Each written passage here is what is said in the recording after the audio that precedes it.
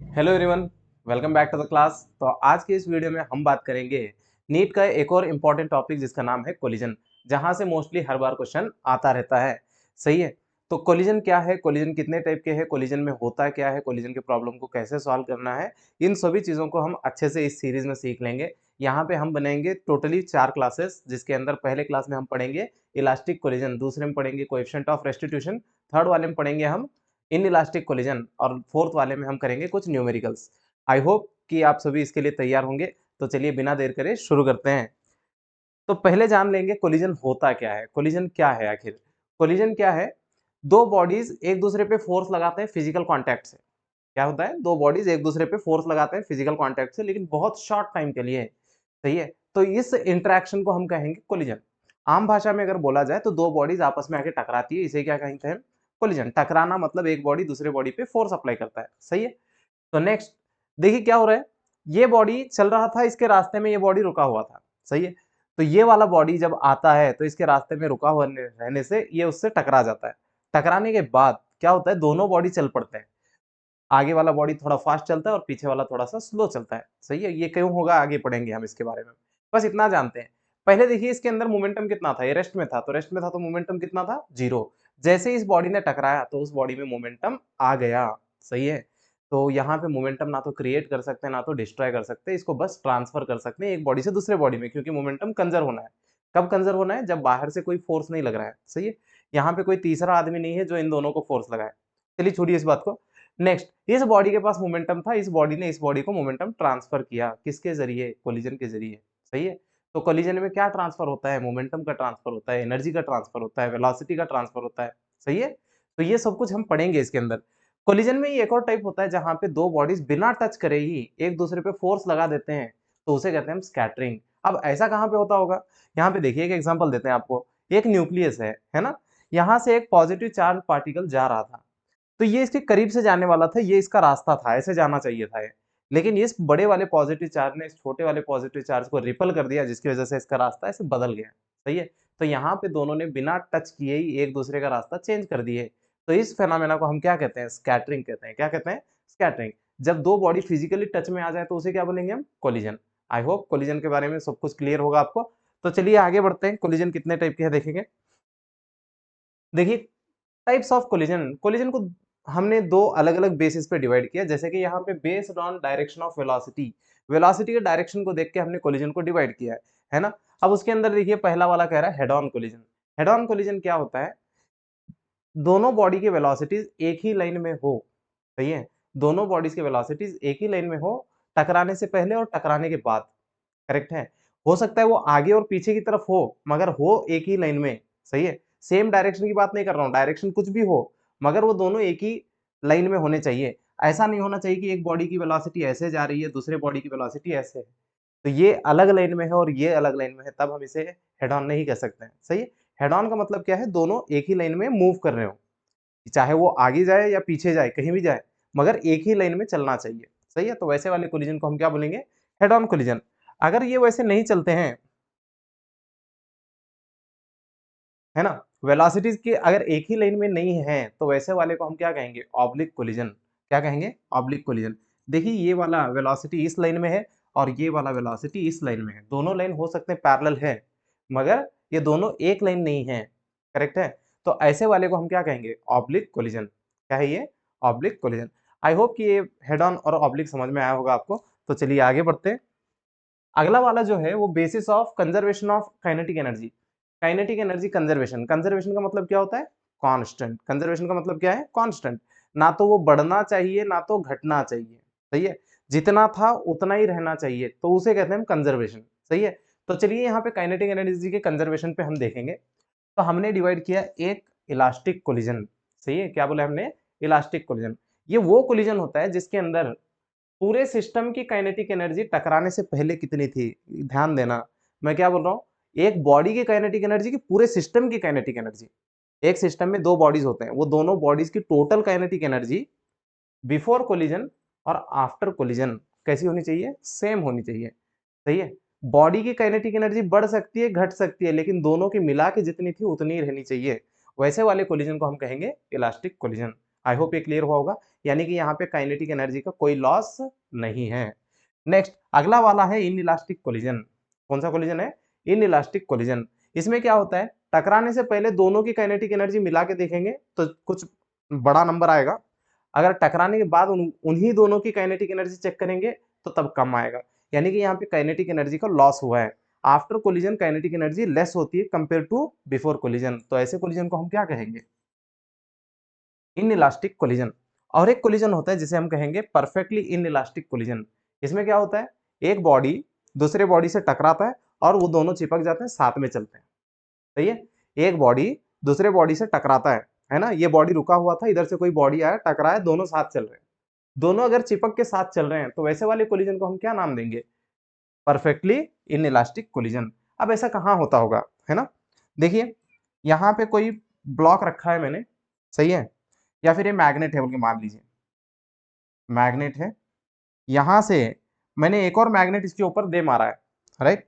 ये दोनों चिपक गए, चिपक के अब ये दोनों एक साथ आगे बढ़ेंगे, तो इस फेनोमेना को हम क्या कहेंगे? Perfectly inelastic collision. I hope ये तीनों टाइप के कोलिजन समझ में आए होंगे। काइनेटिक एनर्जी का लॉस नहीं होगा तो इलास्टिक कोलिजन, काइनेटिक एनर्जी का लॉस होगा तो वो इनइलास्टिक कोलिजन, अगर दोनों बॉडी चिपक के चलेंगे आफ्टर कोलिजन तो वो परफेक्टली इनइलास्टिक कोलिजन। उम्मीद करता हूँ यहां तक सब कुछ क्लियर होगा आपको। चलिए आगे बढ़ते हैं। Momentum is conserved in all types of collision. चाहे कोलिजन किसी भी टाइप का हो, सभी के अंदर मोमेंटम कंजर्व्ड रहेगा। Total momentum before collision equal to total momentum after collision. सही है, तो चलिए आगे देखिए। हमें पढ़ना है इलास्टिक कोलिजन। क्या पढ़ना है? Elastic collision. मैंने क्या बोला है, किसी भी टाइप का कोलिजन हो मोमेंटम कैसा रहेगा? कंजर्व, तो यानी कि मोमेंटम कंजर्व रहना ही चाहिए। सही है, तो P initial equal to P final आना चाहिए, एक बॉडी के लिए कि सिस्टम के लिए? सिस्टम के लिए। नेक्स्ट काइनेटिक एनर्जी कंजर्व कब? Before and after collision. ध्यान देना, यहाँ से असर्शन रीजन में क्वेश्चन दे सकते हैं। काइनेटिक एनर्जी जो है वो कंजर्व होती है कब? बिफोर और आफ्टर कोलिजन। ड्यूरिंग कोलिजन नहीं होता है, ड्यूरिंग कोलिजन बिल्कुल भी नहीं होगा। सही है, क्यों नहीं होगा मैं एक्सप्लेन कर देता हूं। ये बॉडी और ये बॉडी चल रहे थे, इसकी काइनेटिक एनर्जी इसकी काइनेटिक एनर्जी ऐड करेंगे तो इन दोनों की काइनेटिक एनर्जी ऐड करने के बराबर आएगा। लेकिन ड्यूरिंग कोलिजन हो क्या रहा है, ये बॉडी आके इससे टकराता है तो जिससे इनका शेप क्या हो जाता है, थोड़ी देर के लिए डिफॉर्म हो जाता है, मतलब बिगड़ जाता है। उस बिगड़े हुए शेप में पोटेंशियल एनर्जी बन के काइनेटिक एनर्जी जमा हो जाती है। अगर आप यहाँ पे काइनेटिक एनर्जी चेक करेंगे ना तो इनके कंपैरिजन में थोड़ी सी कम आएगी, क्योंकि काइनेटिक एनर्जी शेप बिगाड़ने में खर्च हो गई। फिर जैसे जैसे दूर होना शुरू करेंगे तो शेप अपने आप को वापस लाएगा, जिससे काइनेटिक एनर्जी वापस आ जाएगी, जिससे फिर kinetic energy same. During collision kinetic energy not equal to before collision और after collision. Kinetic energy conservation कहाँ लगाएंगे हम? Before and after. During collision में बिल्कुल नहीं लगाना है। क्लियर है इतना? नेक्स्ट ड्यूरिंग कोलिजन क्या होता है? Kinetic energy converted into potential energy, right? अगली चीज क्या होती है, इलास्टिक कोलिजन के लिए ई की वैल्यू 1 होती है। अब ये ई क्या है? इसका नाम है कोएफिशिएंट ऑफ रेस्टिट्यूशन। क्या नाम है इसका? कोएफिशिएंट ऑफ रेस्टिट्यूशन, जो हम अगले वीडियो में पढ़ेंगे। उससे पहले मैं हल्का सा आपको यहाँ पे बता देता हूँ। ई के लिए हम क्या करते हैं, यहाँ देखिए सेपरेशन होगा कि अप्रोच होगी? ये फास्ट चलेगा, ये स्लो चलेगा, तो इनके बीच में दूरी बढ़ती जाएगी, तो ये सेपरेशन होगा। सेपरेट होने के लिए ज्यादा कोशिश कौन कर रहा है? V2। और V1 पास जाना चाहता है, V2 दूर जाना चाहता है, यानी कि V2 सेपरेट होना चाहता है, V1 अप्रोच करना चाहता है। तो यहाँ पे सेपरेशन की वेलोसिटी क्या लिखेंगे हम? V separation divided by V approach. किसका डेफिनेशन है ये? Coefficient of restitution. सेपरेशन के लिए हम क्या लिखेंगे? V2 minus V1। ये सेपरेट होना चाहता है, ये अप्रोच करना चाहता है, तो सेपरेट वाले को पहले लिखना है, अप्रोच वाले को बाद में लिखना है। अगली बात, V अप्रोच बिफोर में देखिए, यहाँ पे ये फास्ट चल रहा था कि स्लो? ये स्लो चल रहा था, ये फास्ट। मेरे को अप्रोच देखना है, अप्रोच कौन कर रहा है? U1 कर रहा है, तो इसलिए पहले U1 माइनस U। करेक्ट है इतना? तो ये सभी वेक्टर के साथ रखने होते हैं, फिर बाद में इसका मॉड लिया जाता है, राइट? नेक्स्ट यहाँ पे E की वैल्यू 1 है। अगर आप E की वैल्यू 1 रखेंगे तो आपको इक्वेशन क्या मिलेगी? V2 माइनस V1 किसके बराबर? U1 minus U2। कौन से कोलिजन में? इलास्टिक कोलिजन में। आई होप यहाँ तक सब कुछ क्लियर हुआ होगा। कोएफिशिएंट ऑफ रेस्टिट्यूशन कुछ नहीं है, वेलोसिटी ऑफ सेपरेशन और वेलोसिटी ऑफ अप्रोच। सेपरेशन कब देखा जाता है? After collision. और अप्रोच कब देखी जाती है? Before collision. इन दोनों का जो रेशियो डिफाइन करेंगे तो उसे हम क्या कहते हैं? Coefficient of restitution. इस रेशियो की वैल्यू 1 आती है कौन से कोलिजन के लिए? Elastic collision. उम्मीद करता हूँ ये वाला यहाँ तक आपको सब कुछ क्लियर हुआ होगा। तो चलिए आगे बढ़ते हैं। यस, हम देखने वाले हैं इलास्टिक कोलिजन इन 1D, इलास्टिक कोलिजन इन 1D। तो यहाँ पे देखिए एक बॉडी m1 जिसका वेलोसिटी u1 है वो चल रहा है किसकी तरफ, m2 u2 की तरफ, और आफ्टर कोलिजन m1 अब चलेगा v1 से और m2 चलेगा v2 से, करेक्ट है। तो यहाँ से आप अगर देखें तो u1 बड़ा होगा u2 से, यानी कि ये स्लो स्लो चलेगा, ये फास्ट चलेगा, तभी तो आके हिट करेगा उसको, सही है। आफ्टर कोलिजन ये वाला तेज हो जाएगा और ये वाला स्लो हो जाएगा। टक्कर होने के बाद टक्कर मारने वाला स्लो हो जाता है, टक्कर खाने वाला फास्ट चलता है, सही है। जब भी आपको इलास्टिक कोलिजन सॉल्व करना है तो आप क्या क्या करेंगे, एक मोमेंटम कंजर्व करेंगे, मोमेंटम कंजर्वेशन। देखिए मोमेंटम कंजर्वेशन में क्या करना होता है, इनिशियल मोमेंटम दोनों का, फाइनल मोमेंटम दोनों का इक्वेट करना होता है। P initial is equal to P final, vector के साथ लेना होता है, यानी कि डायरेक्शन देखना होता है। अगर आपने आगे वाले डायरेक्शन को पॉजिटिव माना है, कोई बॉडी पीछे चल रहा होगा तो उसे आप माइनस के साथ रखेंगे। तो यहां से मैं वेक्टर में ही लिख रहा हूं इनको, m1 u1 vector plus m2 u2 vector is equal to m1 v1 vector plus m2 v2 vector. एक इक्वेशन ये कंपलसरी है, आप लिखना ही चाहिए, जैसे कि आपका सॉल्यूशन फास्ट हो, सही है। दूसरी इक्वेशन आप लिखेंगे कोएफिशिएंट ऑफ रेस्टिट्यूशन, क्या था, v2 minus v1 is equal to u1 minus u2। देखिए यहाँ पे आपको फाइंड क्या करना होता है, या तो v1 फाइंड करना होता है या तो v2 फाइंड करना होता है, क्लियर है। आइदर v1 और v2, यानी कि दो अननोन है। सॉल्व करने के लिए इक्वेशन कितने चाहिए, दो इक्वेशन है आपके पास। मैं रेकमेंड करूंगा आपको ये दो ही इक्वेशन आप यूज करिए, सही है। काइनेटिक एनर्जी वाला भी होता है, k initial equal to k final, वो क्वाड्रेटिक बन जाता है जिससे कि आपको सॉल्व करने में ज्यादा टाइम लग जाएगा। तो मेरे हिसाब से आपको ये दो ही इक्वेशन बेहतर तरीके से रिजल्ट देंगे जल्दी से, सही है। तो आपको दो अननोन है, सॉल्व करने के लिए दो इक्वेशन भी है, बस ये दो इक्वेशन सॉल्व करेंगे। अगर हम इनको सॉल्व करते हैं तो इनका आंसर क्या आता है, मैं लिख देता हूं इधर। v1 वेलोसिटी जो है वो होगी m1 minus m2 divided by m1 plus m2 into u1 plus 2m2 divided by m1 plus m2 into u2, correct है। ये फॉर्मूला आएगा जब आप इन दोनों इक्वेशन को सॉल्व करेंगे, सही है। नेक्स्ट v2 वेलोसिटी के लिए आप क्या करेंगे, 2m1 divided by m1 plus m2 into u1 plus m2 minus m1 divided by m1 plus m2 into u2, correct है। ये इक्वेशंस आपको देंगे v1 की वैल्यू और v2 की वैल्यू, करेक्ट। नेक्स्ट, अगर आपको ये इक्वेशन याद नहीं रहते तो ये दो इक्वेशन आप जनरेट करिए, एक मोमेंटम कंजर्व करिए, दूसरा वाला कोएफिशिएंट ऑफ रेस्टिट्यूशन वाली इक्वेशन लगाइए, करेक्ट है। नेक्स्ट, कुछ स्पेशल केसेस हैं उनके बारे में डिस्कस कर लेते हैं। देखिए क्या बोला है, अगर m1 m2 की वैल्यू सेम हो जाए, आइडेंटिकल मासेस हो जाए, आइडेंटिकल बॉडीज हो जाए, तो उस टाइम क्या होगा, है ना। तो उस टाइम क्या होगा, v1 की वैल्यू क्या आ रही थी, m1 minus m2 divided by m1 plus m2, u1 plus 2m2 divided by m1 plus m2 into u2, correct है। अब बताइए m1 m2 अगर बराबर है तो m1 माइनस m2 का आंसर क्या आ जाएगा, जीरो। तो पहला वाला आंसर तो चला गया, अब बचा ये वाला। तो v1 इज इक्वल टू क्या लिखेंगे हम, 2m डिवाइडेड बाई, नीचे भी m प्लस m 2m, ये वाला u2, तो ये और ये कट गया, तो v1 की वैल्यू कितनी हो गई, u2 के बराबर। सेम ऐसे ही अगर आप v2 फाइंड करेंगे तो वो भी क्या देगा आपको, v2 is equal to 2m1 divided by m1 minus m1 plus m2 u1 plus m1 minus m2 या फिर m2 minus m1 divided by m1 plus m2 into u2।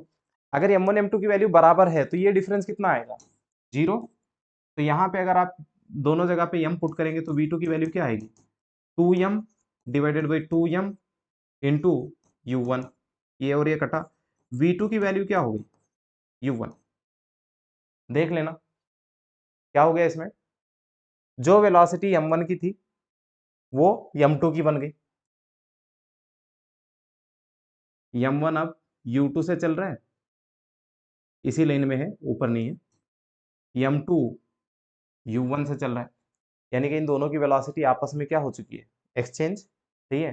Velocity exchange हो गई, स्पीड भी एक्सचेंज हो गई, momentum भी exchange हो गया, काइनेटिक एनर्जी भी एक्सचेंज हो गई क्योंकि मास सेम है। सही है, वेलोसिटी का एक्सचेंज होना मतलब बाकी सारी चीजें एक्सचेंज।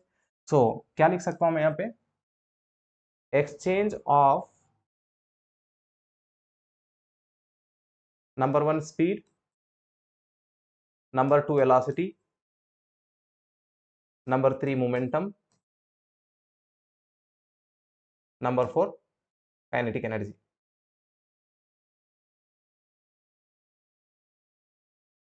इतनी सारी चीजें एक्सचेंज हो गई कब, जब दो आइडेंटिकल बॉडीज ने इलास्टिकली कोलाइड किया। सही है, इलास्टिक कोलिजन जब दो आइडेंटिकल बॉडीज के बीच में होता है तो speed, velocity, momentum, kinetic energy सब कुछ एक्सचेंज हो जाता है। आई होप ये क्लियर हुआ होगा। तो चलिए आगे बढ़ते हैं, अगला स्पेशल केस क्या है देखिए, if m1 equal to m2 equal to m and m2 is at rest. पहले वाला ही केस है, दो आइडेंटिकल बॉडीज है, वहां पे दोनों बॉडी चल रहे थे, अगर एक बॉडी रुका हुआ है दूसरा बॉडी आके टकराता है तो तब क्या होता है। सही है, तो जैसे कि आपने पढ़ा हुआ है पहले, इसकी वेलोसिटी कितनी है, 0, वेलोसिटी का एक्सचेंज करना है आपको, तब m1 क्या हो जाएगा, आपको पता है v1 की वैल्यू u2 के बराबर और v2 की वैल्यू u1 के बराबर। सही है, तो ये वाला हमारा m1 है, तो ये वाला रेस्ट में आ जाएगा, अब ये क्या हो जाएगा, रेस्ट, और वहीं पे अगला वाला बॉडी क्या करेगा, u से आगे बढ़ेगा। सही है, तो जो बॉडी चल रहा था वो रुक जाएगा और जो बॉडी रुका हुआ था उतनी स्पीड से आगे बढ़ेगा। क्लियर है, तो ये कब की बात है, अगर सेकेंड बॉडी रेस्ट में है और दोनों बॉडी आइडेंटिकल है। क्लियर, तो चलिए आगे देखते हैं। अगला वाला देखिए, a lighter body collides with much heavier body at rest. एक बहुत बड़ा बॉडी रास्ते में रुका हुआ है, रेस्ट में है, दूसरा हल्का सा बॉडी उसके साथ आके टकराता है, तो तब क्या होता है देखेंगे। कुछ नहीं करना है हमें, यहाँ पे ये आपका m1 और ये m2, हमें इन दोनों की वेलोसिटी निकालनी है। कैसे निकालेंगे, जैसे कि हमें पता है v1 की value m1 minus m2 divided by m1 plus m2 into u1। u2 वाला टर्म तो जीरो है ना, क्योंकि आगे u2 आता था तो वो जीरो है। अब देखिए m1 की वैल्यू कैसी है, बहुत बहुत छोटी है किसके कंपैरिजन में, m2। तो ये वाला m1 और ये वाला m1 को हम नेग्लेक्ट करेंगे, तो दिस m1 नेग्लेक्टेड। तो तब क्या हो रहा है, v1 की वैल्यू माइनस u1 के बराबर आ रही है, यानी कि जितनी वेलोसिटी से ये आ रहा था वापस उतनी वेलोसिटी से पीछे जाएगा। कब, जब ये बड़े हेवी बॉडी से जाके टकराता है, जैसे कोई दीवार है उसके ऊपर मैंने बॉल फेंका है, तो जितनी स्पीड से जाके टकराया था उतनी स्पीड से वापस आएगा। तो इसका क्या हुआ फिर, है ना, तो उसके लिए भी देख लो, v2 equal to 2m1 divided by m1 plus m2 into u1 plus अगला टर्म तो जीरो था, उधर का u2 जीरो था ना।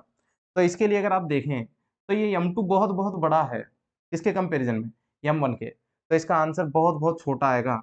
तो v2 is nearly equal to zero. Correct है, v2 की वैल्यू क्या आ जाएगी, लगभग जीरो के बराबर आएगी, यानी कि उसको कुछ फर्क नहीं पड़ता है।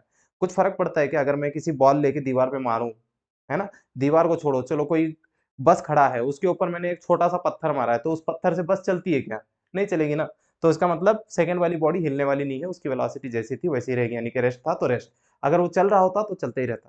क्लियर है, तो इतना याद रखेंगे, जब भी कोई छोटा बॉडी आके बड़े बॉडी से टकराता है तो उसके मोमेंटम में कुछ फर्क नहीं ला सकता है। सही है, तो चलिए अगला स्पेशल केस देखिए, इसमें क्या बोला है, अब की बार क्या हो रहा है, बड़ा हेवी बॉडी आ रहा है, छोटे हेवी बॉडी रुका हुआ था उससे टकराता है। सही है, उसमें चेक करेंगे क्या होता है। सही, देखो इधर ये वाला m1, इसकी वेलोसिटी मेरे को बताना है, ये m2 इसकी वेलोसिटी बताना है मेरे को। तो मैं v1 लिखूं तो क्या लिखना चाहिए मेरे को, m1 minus m2 divided by m1 plus m2 into u1 plus ये तो रेस्ट में था तो इसका जीरो। सही है, यहां से अगर आप देखें m2 बहुत छोटा है किसके कंपैरिजन में, m1 के, तो इसको और इसको नेग्लेक्ट कर दो आप, तो m1 बाई m1 क्या आ जाएगा, 1, यानी कि v1 इक्वल टू u1। सही है, तो यहाँ पे ऐसे ये m1 ये m2। सही है, देखिए जो बॉडी जितने से आ रहा था टकराने के बाद भी वो बॉडी उतने से ही चलता रहेगा। करेक्ट है, u1 से ही चलेगा, उसकी वेलोसिटी में कुछ फर्क नहीं पड़ता है। अगर कोई बस आ रही है, एक छोटी सी साइकिल को जब वो टक्कर मारती है तो बस की स्पीड को कुछ फर्क पड़ने वाला नहीं है। सही है, तो बड़े वाले बॉडी की वेलोसिटी में कोई चेंज नहीं है, चाहे आप आके टकराओ या वो आके आपसे टकराए। क्लियर है? नेक्स्ट, अगर हम V2 की बात करें तो क्या होगा देखिए, V2 equal to 2m1 divided by m1 plus m2, m1 plus m2 into u1 plus m2 minus m1 divided by m1 plus m2। ये तो जीरो ही था ना, सेकेंड वाला टर्म तो हमारा u2 जीरो है, तो इसलिए ये वाला जीरो आएगा, इसको छोड़ देते हैं। राइट, यहां से देखिए m2 को आप इग्नोर कर देंगे क्योंकि m2 बहुत छोटा है m1 के कंपैरिजन में, तो उसको उड़ा दो तो m1 m1 कट गया, तो v2 की वैल्यू कितनी, 2u1। सही है, जिस बॉडी से बड़ी वाली बॉडी आके जो छोटी बॉडी से टकराती है तो छोटी बॉडी की स्पीड बड़ी बॉडी के डबल हो जाती है, तो ये u1 से चल रहा है तो ये वाला 2u1 से चलेगा। करेक्ट है? क्वेश्चन क्या है, एक बड़ा बॉडी रेस्ट में है, छोटा बॉडी जितनी स्पीड से आता है टकरा के वापस उतने से चला जाता है, बड़े बॉडी को फर्क नहीं पड़ता है। पहले वाला केस, अगर छोटा बॉडी रेस्ट में है, बड़ा बॉडी ऐसे भाग के आके उससे टकराता है तो बड़े बॉडी की वेलोसिटी को कुछ फर्क नहीं पड़ेगा, वो वैसे ही चलता रहेगा, लेकिन छोटे बॉडी की वेलोसिटी बड़े के कंपेरिजन में डबल हो जाएगी। सही है? नेक्स्ट, अगला वाला देखिए, when a body collides with another body which is at rest. अगर एक बॉडी चल रहा है, दूसरा बॉडी रेस्ट में है, तो उस टाइम जो वेलोसिटीज होंगे v1 और v2 ये होंगे m1 minus m2 divide by m1 plus m2 u1। ये वही वाला फॉर्मूला है जो पहले वाला था, क्योंकि u2 जीरो था तो अगला वाला टर्म जो आता है वो जीरो हो जाएगा। वैसे ही v2 equal to 2m1 by m1 plus m2 into u1। I hope यहाँ तक सब कुछ क्लियर हुआ होगा, तो चलिए आगे देखते हैं। राइट, तो ये था आपका कंप्लीट इलास्टिक कोलिजन। इतने रिजल्ट्स, इतने कॉन्सेप्ट अगर आप अच्छे से याद रखते हैं तो इलास्टिक कोलिजन में से कोई क्वेश्चन आपका नहीं छूटेगा, इसकी गारंटी मैं लेता हूँ। सही है, इतने ही कॉन्सेप्ट सारे के सारे आपके प्रॉब्लम सॉल्व कर सकते हैं। कौन से वाले? Elastic head on collisions. Clear है? तो नेक्स्ट आने वाली वीडियो में हम बात करेंगे कोएफिशिएंट ऑफ रेस्टिट्यूशन, इसके क्या एप्लीकेशंस होंगे और इसको किस तरीके से अप्लाई किया जाएगा, ये सब कुछ पढ़ेंगे। तो उम्मीद करते हैं कि आज का ये वीडियो आपको समझ में आया होगा। तो मिलते हैं अगले वीडियो में, तब तक के लिए पढ़ते रहिए। All the best, thank you.